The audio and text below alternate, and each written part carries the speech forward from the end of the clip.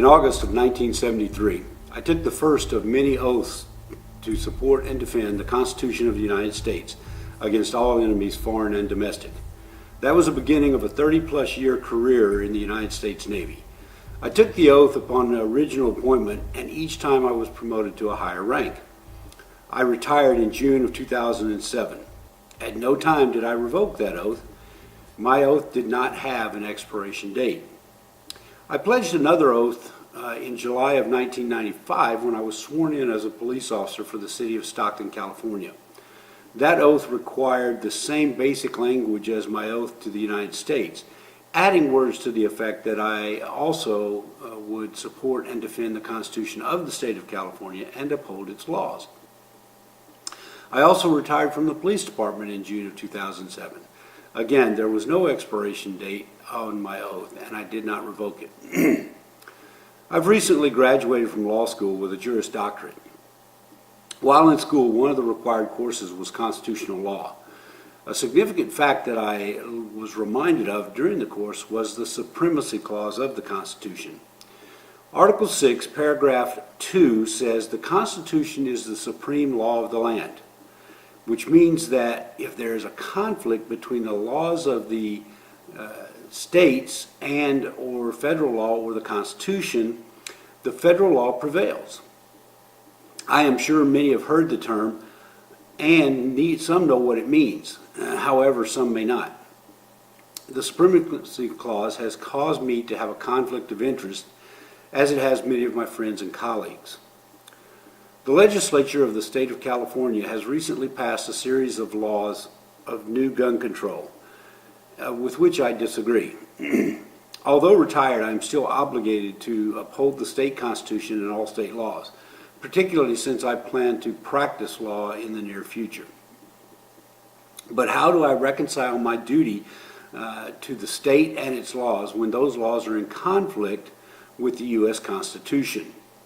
The new gun control measures are in conflict with the Second Amendment of the Constitution, as are many gun control measures in the state of California. Many of those laws are under review at various levels of our court system, and I expect will eventually be ruled to be unconstitutional. The United States Supreme Court allows the states to legislate in many areas, particularly those not specifically authorized to the federal government through the 10th Amendment. However, when those laws violate the Constitution or federal law, they must be overturned because of the supremacy clause. Most recently, Heller versus the District of Columbia and McDonald versus the City of Chicago. Imagine a law passed in California that required all residents to attend church on Sunday or disallowed political speech. What if California decided that warrantless searches of your home were allowed in order to serve the public good, or that you do not have a right against self-incrimination or to legal counsel when charged with a crime? Our rights, guaranteed in the Bill of Rights, may not be usurped by the state. If any of the rights above were legislated out of existence, the public would be outraged. Why then are we quiet when the state attempts to strip us of our rights under the Second Amendment? Arguments that a person must be a member of a militia in order to be armed, or that you don't need 30 rounds to hunt deer, do not stand up to logical scrutiny. The Second Amendment protects our rights to keep and bear arms. Nowhere in the amendment does it say for hunting or for being in a militia. A careful reading of the amendment leads to the only logical conclusion: a well-regulated militia being necessary to the security of a free state. That means that the nation needs and maintains a militia, armed forces, and a National Guard in order to protect the country. Because the federal government and the state governments have armed forces, the right of the people to keep and bear arms shall not be infringed.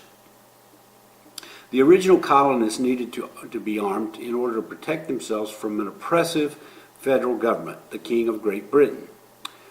The authors of the Constitution recognized the threat from an overbearing government and wrote the Second Amendment with that in mind. The amendment does not discuss my need for arms. It gives me the right to be armed, for self-defense and for whatever legal reason I choose to be armed. I will keep as many guns as I want. I will use them to defend myself and my family and my country if called on to do so. I also will not require you to have a gun if you don't want one. However, when you decide you need one, I will fight to protect your right to have one. I cannot and will not comply with laws that are in conflict with my rights guaranteed by the U.S. Constitution. My name is Jim, and I will not comply.